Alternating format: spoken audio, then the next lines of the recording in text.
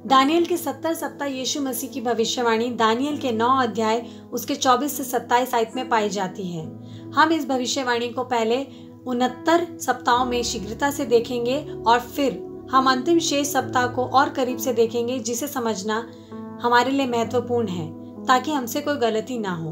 मानव जाति के लिए प्रभु का प्रेम इस भविष्यवाणी का केंद्र है, क्योंकि यीशु ने अपना जीवन दिया और हमारे पापों की क्षमा के लिए मारा गया। दानियल की 70 सप्ताह की भविष्यवाणी हमें स्पष्ट रूप से ये दिखाती है कि यीशु ही मसीह है जिसने इस बाइबल भविष्यवाणी को सही समय पर भविष्यवाणी के अनुसार पूरा किया है। आइए हम मिलकर खोजें हमारे लिए परमेश्वर का महान प्रेम और इस खूबसूरत भविष्यवाणी की अद्भुत सटीकता। इस भविष्यवाणी को समझने के लिए आपको केवल 2 भविष्य सूचक कुंजियां चाहिए, और ये पहली कुंजी है एजिकियल 4:6 और गिनतियों की 14:34 हमें ये बताती है कि एक दिन भविष्यवाणी का समय एक साप्ताहिक वर्ष के बराबर होता है। इसलिए यदि आप प्रति सप्ताह 70 सप्ताह को गुणा 7 दिन करते हैं तो ये 490 भविष्य सूचक दिनों के बराबर हो जाता है, जो अब 490 साप्ताहिक वर्ष बन जाते हैं। एजिकियल 4:6 और गिनतियों की 14:34 के अनुसार हमारी दूसरी कुंजी केवल ये तथ्य है कि कोई 0 वर्ष BC से AD को पार करते समय रेखा और कैलेंडर अलग अलग नहीं होते हैं। इसलिए जब आप कैलकुलेटर पर BC और AD गुणा करते हैं, उसका सही उत्तर प्राप्त करने के लिए हमेशा 1 जोड़ना होगा। यदि आप ऐसा नहीं करते हैं तो उसकी गणना 1 वर्ष कम हो जाएगी। अब आपके पास ये 2 चाबियां हैं। आइए उस भविष्यवाणी को देखें जो यरूशलेम को पुनः स्थापित करने और बनाने के आदेश से शुरू होती है। बाइबल हमें मसीह के बपतिस्मा और अभिषेक के बारे में बताती है। 69 भविष्यवाणी सप्ताह या 483 साप्ताहिक वर्ष के होंगे। ये फरमान 457 में फरीसी राजा एक्सेस द्वारा जारी किया गया था। आप एजरा 7:13 से 26 अध्याय में पढ़ सकते हैं कि यीशु के बपतिस्मा का आदेश ठीक 483 साल बाद 27वीं AD शरद ऋतु में हुआ था।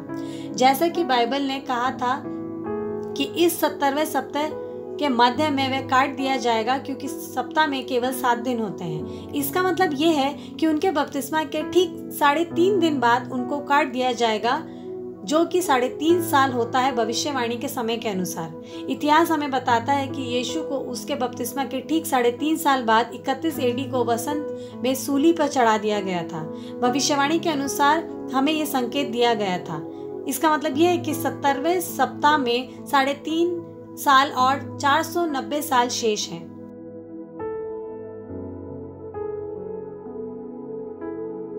हालांकि कई यहूदियों ने यीशु को स्वीकार किया, परंतु पूरे राष्ट्र ने उसे अस्वीकार कर दिया, क्योंकि एक राष्ट्र के रूप में उनका भाग्य सील कर दिया गया था। 34 AD के शरद ऋतु में पहले ईसाई शहीद स्टीफन के पथराव के साथ 70वें सप्ताह का अंत हुआ।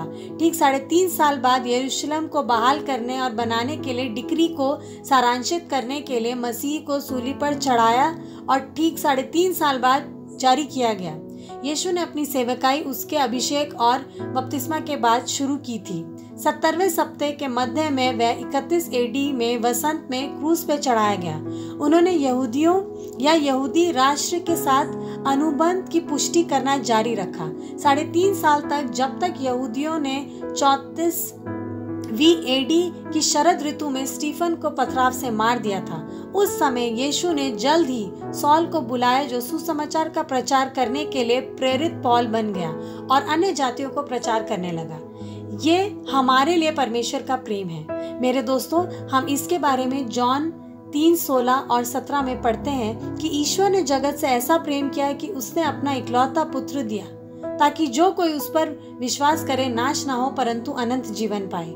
क्योंकि परमेश्वर ने अपने पुत्र को इसीलिए नहीं भेजा ताकि जगत पर दंड की आज्ञा दी जाए, परंतु इसीलिए ताकि जगत का उसके द्वारा उद्धार हो। अधिक जानकारी के लिए और मुफ्त पुस्तक के लिए हमें अपना नाम और पता जीमेल करें। महाद्वीप US के भीतर ये पुस्तक उपलब्ध है। महान विवाद हम आपको PDF के रूप में भी भेज सकते हैं। इसीलिए कृपया हमें अपना नाम और पता ईमेल करें। अतीत, स्थायी और भविष्य का महान विवाद। परमेश्वर आपको आशीष दे, क्योंकि आप पवित्र बाइबल के पाए जाने वाले अनंत जीवन को व्यापन करना सीखना और उसकी इच्छा का पालन करने का प्रण करते हैं।